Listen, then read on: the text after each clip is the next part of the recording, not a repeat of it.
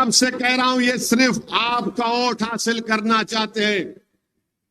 ये आपको सम्मान नहीं देंगे, ये आपको आपका जायज मुकाम नहीं देंगे।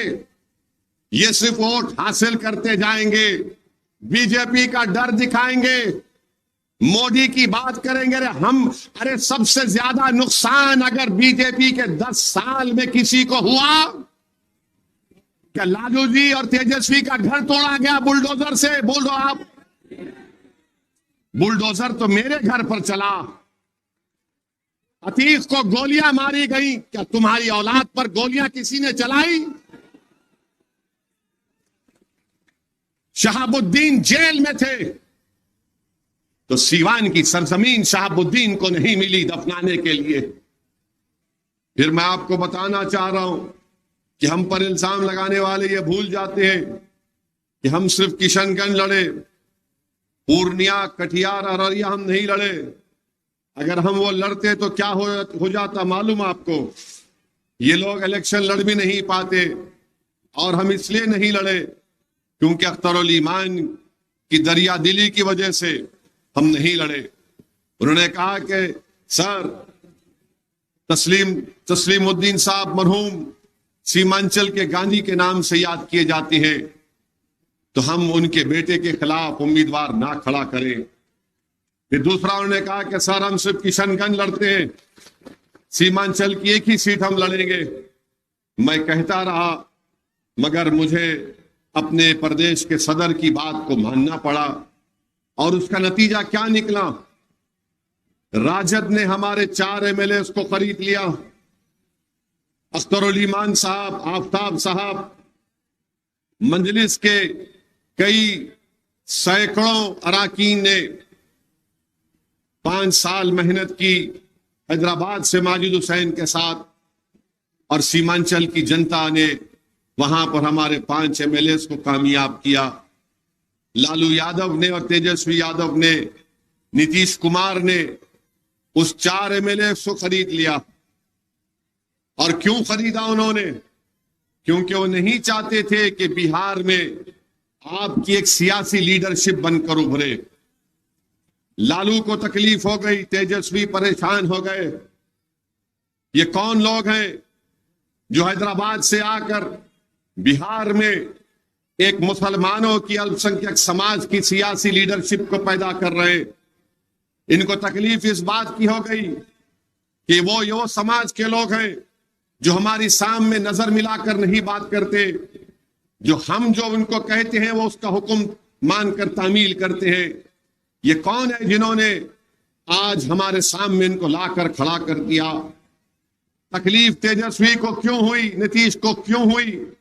क्योंकि ये समझते हैं कि मुसलमान इनका बंदी है, मुसलमान इनका यरगमाल बनाकर रखेंगे, मुसलमानों को गुलाम बनाकर रखेंगे, और जैसे चाहे उनको इस्तेमाल करेंगे, इनका इस्तेसाल करेंगे, इनको धोखा देकर वोट लेंगे।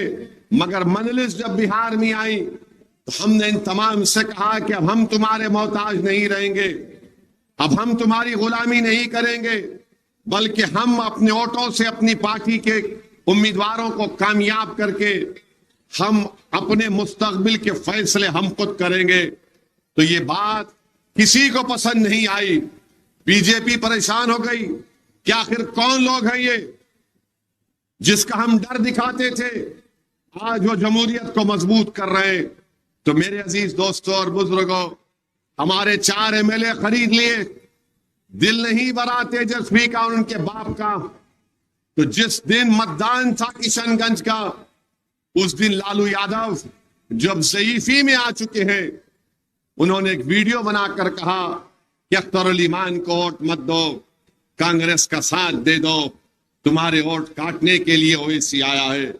अरे लालू जी, तुम यहां से हार गए पाटलिपुत्रा से, क्या तुमने भी कुछ पैसे लेकर हारे थे क्या बीजेपी से? बताओ तेजस्वी, तुम्हारी बहन 2-2 मर्तबा हार गई, कितने की डील तुम्हारी हुई थी बीजेपी से? बताओ हमको।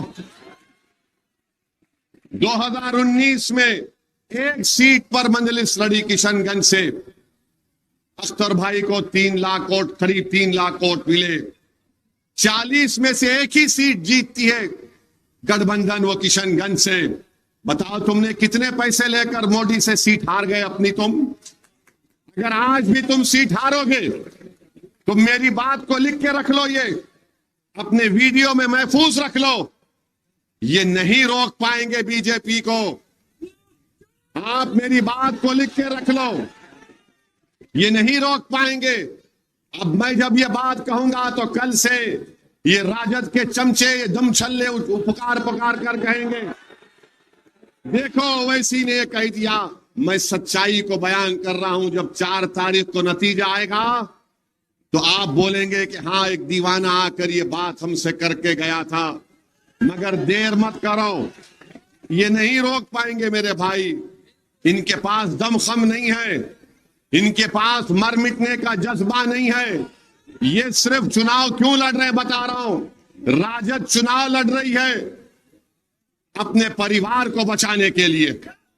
राजद चुनाव लड़ रही है कि परिवार बच जाएगा तो 25 के विधानसभा में हम कुछ सीटें हासिल कर लेंगे। आप बताइए, एक एक आपने कितने बरस लालू प्रसाद यादव को और मोहतरमा राबड़ी देवी साहिबा को मुख्यमंत्री का मौका दिया। उनके 2-2 बेटों को आपने विधायक बनाया, मंत्री बनाया, डिप्टी चीफ मिनिस्टर बनाया। अब लालू जी का दिल नहीं भरता है तो कह दिए कि अब मेरी 2-2 बेटियों को भी मैं सांसद बनाऊंगा। क्या यहां से आपके दरमियान में कोई पाटलिपुत्रा के एमपी नहीं बन सकता था? क्या आप में काबिलियत नहीं है? मगर नहीं, वो सिर्फ यही चाहते हैं कि परिवार को बचाया जाए। और फिर इसीलिए अपनी दोनों बेटियों को उन्होंने उम्मीदवार बना दिया। 22 उनके उम्मीदवार राजद ने दिए। अगर आप माले को मिला लेंगे और फिर आप सीपीआई को मिला लेंगे, मल्ला की वीआईपी पार्टी को मिला लेंगे तो 32 उम्मीदवार में सिर्फ 2 मुसलमान हैं और 17% आबादी मुसलमानों की बिहार में है। और लालू जी और तेजस्वी हम पर इल्जाम लगाते हैं कि ओवैसी वोट काटने को आया है। अरे तुम्हारे परिवार से 2 और 22 में हमारे 2। बताओ ये कौन सा इंसाफ है मेरे अजीज दोस्तों और बुजुर्गों? ये आपको सोचना है। मैं आपसे कह रहा हूं, ये सिर्फ आपका वोट हासिल करना चाहते हैं। ये आपको सम्मान नहीं देंगे, ये आपको आपका जायज मुकाम नहीं देंगे। ये सिर्फ वोट हासिल करते जाएंगे, बीजेपी का डर दिखाएंगे, मोदी की बात करेंगे। अरे सबसे ज्यादा नुकसान अगर बीजेपी के 10 साल में किसी को हुआ, क्या लालू जी और तेजस्वी का घर तोड़ा गया बुलडोजर से? बोलो आप। बुलडोजर तो मेरे घर पर चला। अतीक को गोलियां मारी गई, क्या तुम्हारी औलाद पर गोलियां किसी ने चलाई? शहाबुद्दीन जेल में थे तो सीवान की सरजमीन शहाबुद्दीन को नहीं मिली दफनाने के लिए। हम पे जुल्म हुआ। क्या तुम्हारी बेटियों से हिजाब खींचा गया? क्या हमारी अदाओं पर गालियां दी गई? किसने किया ये? 100 साल का मदरसा बिहार का जला दिया गया। बताओ आप कौन है deputy chief minister? Tejashwi Yadav है। अरे तुमको अगर इतना वोट की फिक्र थी तो तुम जाते हो जले हुए मदरसे का मायना करते। तुम नहीं गए। सीवान का एक 7 साल का बच्चा, उसकी मां पुकारते रही कि मेरा बेटा 7 साल का है। जो 16 साल के कम उम्र के होते हैं वो जेल को नहीं भिजाए जाते। उनका एक अलग घर होता है बच्चों का, जूनाइल होम कहते हैं अंग्रेजी में। वो मां पुकारते रही, वो मां कहते रही तेजस्वी से कि तेजस्वी मेरा बेटा 7 साल का है, जेल मत भिजाओ। 7 दिन वो मां सीवान की जेल के सामने बैठी रही। आज तुम ओवैसी को गाली देते हो जालिमों। अगर तुम्हारी औलाद पर कुछ हो जाएगा तो तुम सारा बिहार आसमान पर उठा लेते हो कि हमको जेल में डाल रहे हैं, तेजस्वी कहते हैं, लालू कहते हैं मेरे परिवार को जेल में डालेंगे। तुम्हारा परिवार को जेल में डालने की बात तो जेल होगी, और मेरा बेटा जो 7 साल का 7 दिन जेल में था उसकी तकलीफ नहीं होगी। तेजस्वी बोलो, तुम डिप्टी चीफ मिनिस्टर थे, तुमने क्या किया? तुमने हमारे 4 जर खरीद गुलामों को तुमने खरीद लिया, जमीर फर्शों को। उन्होंने जमीर बेचा और तुमने उनको खरीद लिया। और एक ऐसा एमएलए है हमारा जिसको इन्होंने खरीदा, कितने में उसको मालूम हुआ कि उसको 70 लाख 1 करोड़ रुपया दिया गया। वो जाकर अपना ईमान बेच दिए और दुबई में होटल खोलते हैं। वो दुबई में होटल खोला, होटल का इनॉग्रेशन करवाया क्रिकेटर अजहरुद्दीन से। और आपको मालूम होटल का नाम क्या रखा उसने? हैदराबाद बिरयानी हाउस।